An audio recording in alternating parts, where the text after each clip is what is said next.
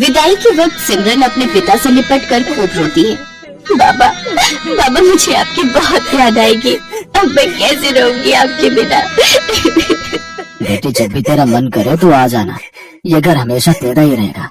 जा बेटी, अब अपनी माँ से भी मिल ले। माँ, मुझे आपने जो भी प्यार दिया उसके लिए शुक्रिया। अब ज्यादा ड्रामे मत दिखा और अब जा यहाँ से। ये कहकर रमोला उसे धक्का देते हैं कि तभी उसका पति नैतिक उसे संभाल लेता है। क्या हुआ, तुम गिर कैसे गई? वो लहंगा पैर में अटक गया था, बस इसी वजह से। फिर सिमरन अपने मन में सोचती है, अच्छा हुआ माँ को धक्का देते हुए किसी ने नहीं देखा। मैं हमेशा माँ के प्यार के लिए तरसती रही, लेकिन उन्होंने मुझे कभी प्यार नहीं दिया। फिर सिमरन ब्याह कर घर आ जाती है। उसकी सास ने उसके स्वागत में गुलाब के फूल बिछाए होते हैं। साथ ही वो बड़े प्यार से उनकी आरती उतारती है और गिफ्ट में उसे सोने का हार देती है। ये ले मेरी प्यारी बहू, तेरा सगुन। बहू, अब से ये घर तेरा है और हम सब भी। तुझे कुछ भी चाहिए होगा या किसी काम में मदद चाहिए हो तो हमें कहना।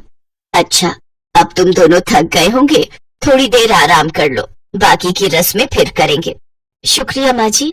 सिमरन नैतिक के साथ कमरे में चली जाती है और आराम करती है। फिर दिन के 1 बजे उसकी नींद खुलती है। ओह गॉड, कितनी देर हो गई। मेरी पहली रसोई की रस्म भी अभी बाकी थी। माँ जी तो बहुत गुस्सा करेंगी। सिमरन जल्दी से बाथरूम की तरफ जाती है, लेकिन बाथरूम से नहाकर निकल रहा नैतिक सिमरन से टकरा जाता है और सिमरन फिर गिरने वाली थी कि तभी वो उसे संभाल लेता है। इतने में उनके कमरे में सिमरन की सास कमला आ जाती है। अरे बच्चों, ये क्या कर रहे हो? कम से कम दरवाजा तो बंद कर लेते। माँ ऐसा कुछ नहीं है, वो तो बस हम टकरा गए थे। कोई नहीं बच्चों, अभी तो तुम्हारे दिन है खेलने कूदने के। चलो अच्छा, अब तुम दोनों फ्रेश होकर नीचे आ जाओ, खाना लग गया है टेबल पर। माँ जी मुझे माफ कर दीजिए, मेरी आंखें नहीं खुली। कोई बात नहीं बेटी, मैं समझती हूँ, शादी की थकान होगी अभी शरीर में। अपनी सास की बात सुनकर सिमरन सोचती है, माँ जी ने तो मुझे बिल्कुल भी नहीं डांटा, लेकिन जब मैं अपने घर पर एक बार लेट उठी तो माँ ने क्या हाल कर दिया था मेरा। हे भगवान, सुबह के 9 बज गए और ये अभी तक सोई पड़ी है। इतने बजे तक सोती रहेगी?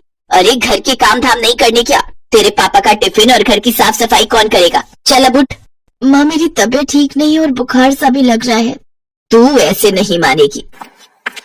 रमोला बस भी करो, आखिर तुम कितना कठोर बनोगी मेरी बेटी के साथ। मैं जानता हूँ कि तुमने उसे जन्म नहीं दिया, लेकिन कभी तो उस पर झूठी ममता दिखा दिया करो। आप चुप रहिए जी, मैं जो कर रही हूँ इसकी भलाई के लिए कर रही हूँ। कल को ये ससुराल जाएगी, वहाँ बीमार होगी तो क्या वो इसका बहाना सुनेंगे? नहीं ना, अभी से इसे तैयार कर रही हूँ। ठीक है, लेकिन उस बेचारी के साथ जरा ठीक से पेश आया करो, आखिरकार वो हमारी इकलौती बेटी है।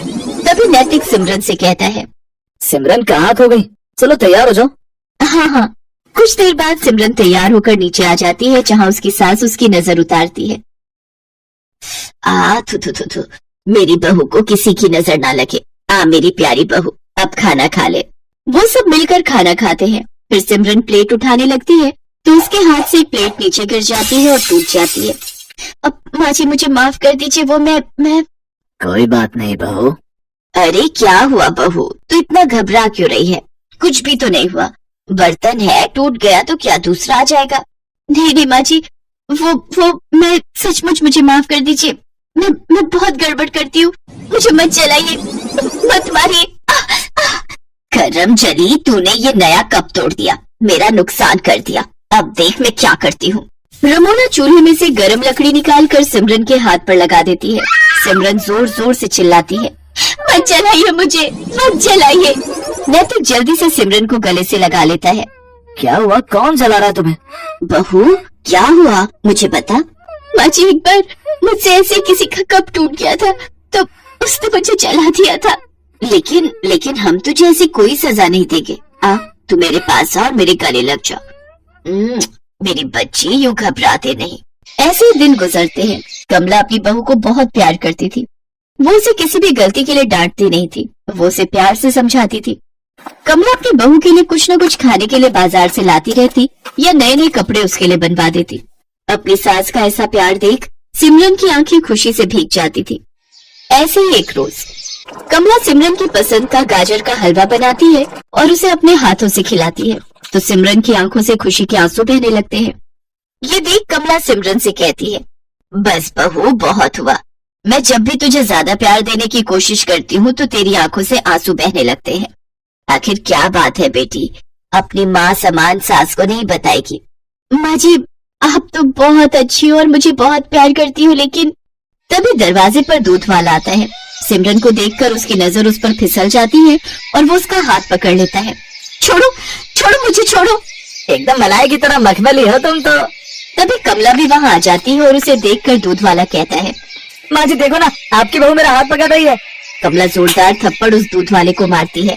नास पिटे, तू मेरी बहू पर इल्जाम लगाएगा, उसे छेड़ेगा, ये ले। कमला उसे मारकर वहाँ से भगा देती है।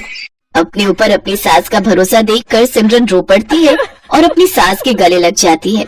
आप बहुत अच्छी हो माँ जी, आपने मुझ पर भरोसा किया, नहीं तो माँ तो। क्या माँ बहू, आप पूछ रही थी ना कि आपका ज्यादा प्यार पाकर मेरी आंखें नम क्यों हो जाती है? क्योंकि बचपन से लेकर आज तक मैं जिस प्यार के लिए तरसती रही, वो प्यार आपने मुझे दिया है।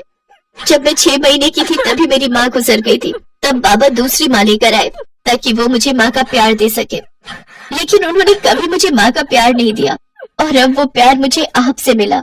जैसे आज दूध वाले ने हरकत की, ऐसे एक बार मेरे यहाँ के दूध वाले ने मेरे साथ की थी, लेकिन माँ ने उसे गलत ठहराने की जगह मुझे ही गलत समझा था।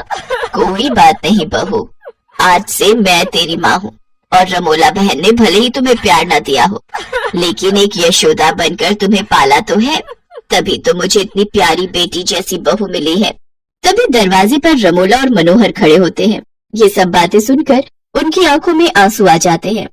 रमोला को अपनी गलती का एहसास हो जाता है और वो सिमरन से माफी मांगती है। उस दिन के बाद सिमरन को अपनी सौतेली माँ और सास दोनों से बहुत प्यार मिलता है। हस्तिनापुर गांव में शंकर अपने 2 बेटों और पत्नी के साथ कच्चे मकान में रहता था। शंकर के घर की हालत कुछ ऐसी थी कि बस 2 वक्त की रोटी का गुजारा ही निकल पाता था। शंकर अपने बेटों को पढ़ा लिखा कर बड़ा आदमी बनते देखना चाहता था, इसीलिए वो दिन भर ईंट की भट्टी में मेहनत मजदूरी करता। उसका बड़ा बेटा अरुण जैसे ही अपनी पढ़ाई पूरी करता है तो वो अपने पिता से कहता है, पिताजी अब मेरी पढ़ाई पूरी हो गई, तो अब कल से मैं भी आपके साथ काम पर चलूंगा। अरे ये तू कैसी बात कर रहा है अरुण, इतने सालों तक खुद को ईंट की भट्टी में जलाकर मैंने तुझे इसलिए नहीं पढ़ाया लिखाया कि तू भी मुझ जैसा काम करे। अरे मैं तो चाहता हूँ कि तू पढ़ लिख कर कोई बड़ी नौकरी करे, तो पैसे कमाने के लिए मेरी तरह मजदूरी ना करे। और तू नौकरी के लिए शहर जाने वाला था ना, फिर क्या हुआ? पिताजी शहर जाने के लिए खर्चा ज्यादा है, वहाँ जाने का किराया, रहने के लिए किराए का घर, राशन पानी, इन सब का खर्चा बहुत ज्यादा है। जब तक नौकरी नहीं लग जाती तब तक इन सब के लिए हम गरीब इतने पैसे कहाँ से लाएंगे? तो इन सब बातों पर ध्यान मत दे और शहर जाने की तैयारी कर, बाकी सब मैं संभाल लूंगा। अरुण के शहर जाने के लिए शंकर अपनी थोड़ी सी जमीन को बेच देता है और उन पैसों को अरुण को दे देता है। शहर पहुंचकर अरुण नौकरी की तलाश में जुट जाता है और 2 महीने बाद उसकी एक बड़ी कंपनी में नौकरी लग जाती है। उस कंपनी के मालिक की बेटी रिया वहाँ की मैनेजर थी। वो एक अमीर और घमंडी लड़की थी। अरुण का लंबा चौड़ा कद और गोरा रंग देखकर रिया उसकी दीवानी हो जाती है। ओहो वाओ, ये तो बिल्कुल मेरे टाइप का है, टॉल एंड हैंडसम। रिया उसके पास जाती है और बोलती है, हाय हैंडसम, न्यू ज्वाइनिंग, एम आई राइट? जी आज मेरी ज्वाइनिंग है, क्या आप मुझे बता सकती हैं मैनेजर जी का कैबिन कहाँ है? मैं ही इस कंपनी के मैनेजर हूँ और ये कंपनी मेरे डैड की है। लेट्स गो, मैं तुम्हें तुम्हारा काम समझा देती हूँ। कुछ दिनों में दोनों में अच्छी दोस्ती हो जाती है और दोनों एक दूसरे के करीब आ जाते हैं। रिया को अरुण से प्यार हो जाता है। अरुण भी रिया को चाहने लगा था, लेकिन अपनी गरीबी के कारण वो चुप रहा। लेकिन आखिरकार एक रोज रिया अरुण को प्रपोज कर देती है।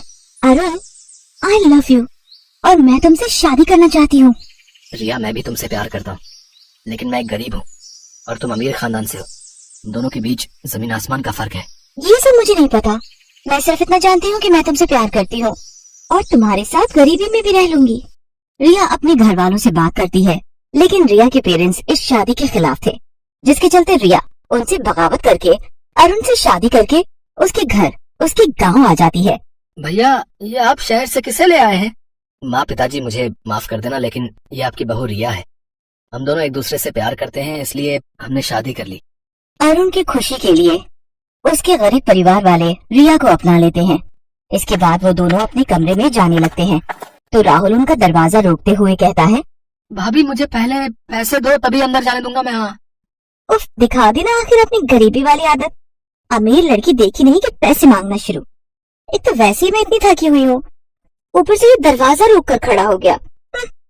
तुम गलत समझ रही हो रिया, ये तो बस एक रस्म निभा रहा है और उसी का नेक तुमसे मांग रहा है। रिया उसको पैसे देकर कमरे में जाती है तो अरुण कहता है, तुम बैठो, मैं फ्रेश होकर आता हूँ। भाभी ये रहा आपका कमरा। ओ गॉड, मैं यहाँ रहूंगी? इस कमरे की हालत तो झुग्गी झोपड़ी से भी गई गुजरी है। इससे अच्छे घरों में तो मेरे घर के नौकर ही रहते थे। यहाँ ना तो कोई इंटीरियर है ना ही कोई लुक, ऊपर से ये खटारा पंखा पता नहीं बाबा आदम के जमाने का लगता है। पता नहीं तुम सब इतनी गर्मी और गरीबी में कैसे एडजस्ट करते हो। वो अपने देवर को गरीबी के ताने दे रही होती है कि तभी वहाँ अरुण आ जाता है तो वो चुप हो जाती है। अगले दिन रिया नहा धोकर आती है तो उसकी सास उससे कहती है, नहा गई बहू, चल आज तेरी पहली रसोई है तो अब जल्दी से कुछ मीठा बना दे। रिया किचन में जाती है तो वहाँ मिट्टी का चूल्हा जल रहा होता है और खाना बनाने के लिए कुछ बर्तन थे। हे भगवान, ये किचन देखकर तो मुझे ऐसा लग रहा है जैसे मेरा ससुराल हड़प्पा संस्कृति में जी रहा है। रिया गुस्से में हलवा बनाती है और अपने ससुराल वालों को खाने के लिए देती है। ऐसे ही कुछ दिन बीत जाते हैं।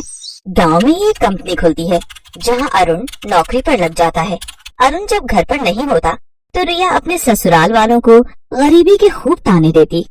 एक रोज जब उसकी सास पूजा करने बैठती है तो रिया उस पर चिल्लाते हुए कहती है, सासू माँ, आपको पूजा के लिए यही टाइम मिलता है क्या? जब घर के कामकाज का टाइम होता है तो आप पूजा करने बैठ जाती हो। ये सब ढोंग बाद में करना, और ये लो अभी ये सब्जी काटो। और पिताजी, आप निकम्मों की तरह पड़े हो, ये नहीं कि बाजार जाके सब्जी ही ले आओ। और राहुल, तू जाकर पानी भर ला। पढ़ने का ड्रामा न कर, बाद में करियो। जब से आई हूँ तुम सबकी तो ऐश हो गई है। अरुण जब घर पर नहीं होता तो रिया उन सबसे खूब काम लेती और अरुण के आने पर खुद बेचारी बनकर घर के काम करने लगती। कुछ महीनों बाद रिया गर्भवती होती है। ये सब सुनकर सभी घर वाले बहुत खुश होते हैं। उन सबको खुश होता देख रिया उन सबसे कहती है, मैं आप सबसे कुछ कहना चाहती हूँ।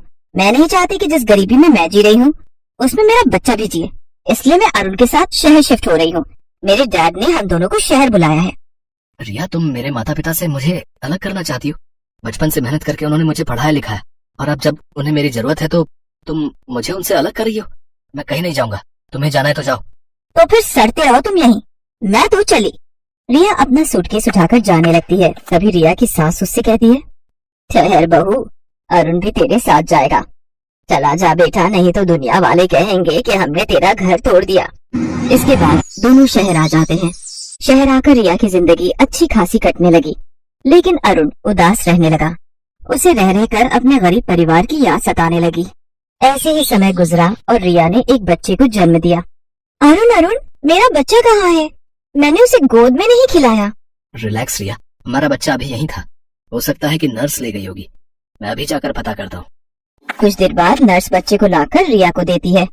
अपने बच्चे को गोद में लेकर रिया बहुत रोती है, जिसके बाद उसे एहसास होता है और वो सोचती है, कुछ देर के लिए भी मैं अपने बच्चे को खुद से दूर बर्दाश्त नहीं कर पाई तो अरुण के माता पिता उसके बिना कैसे रहते होंगे।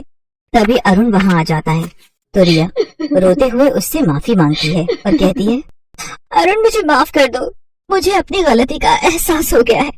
अब मुझे मेरे घर, मेरे ससुराल ले चलो अरुण। उसके बाद रिया अपने बेटे को लेकर ससुराल आती है और सबसे अपने किए की माफी मांगती है। सासू माँ, पिताजी, राहुल, मुझे माफ कर दो। मैं एक अच्छी बहू नहीं बन पाई अपने सुख के लिए। मैंने आपको आपके बेटे से अलग कर दिया, लेकिन माँ बनके मुझे एहसास हुआ कि अपनों से दूर रहने के बाद कैसा लगता है। मेरा बच्चा अब इसी घर में खेलेगा जहाँ वो अपने दादाजी के कंधों पर बैठकर पूरे गांव में घूमेगा और अपनी दादी से खूब लाड पाएगा और चाचू के साथ खूब खेलेगा। मैं जानती थी बहू कि एक दिन तुझे अपनी गलती का एहसास जरूर होगा। जो भी हुआ उसे हम सब ने भुला दिया और तू भी भूल जा और अपनी जिंदगी की नई शुरुआत कर। इसके बाद रिया अपने ससुराल वालों के साथ बड़े ही प्यार से रहने लगती है और वहाँ के हर तौर तरीके सीख जाती है।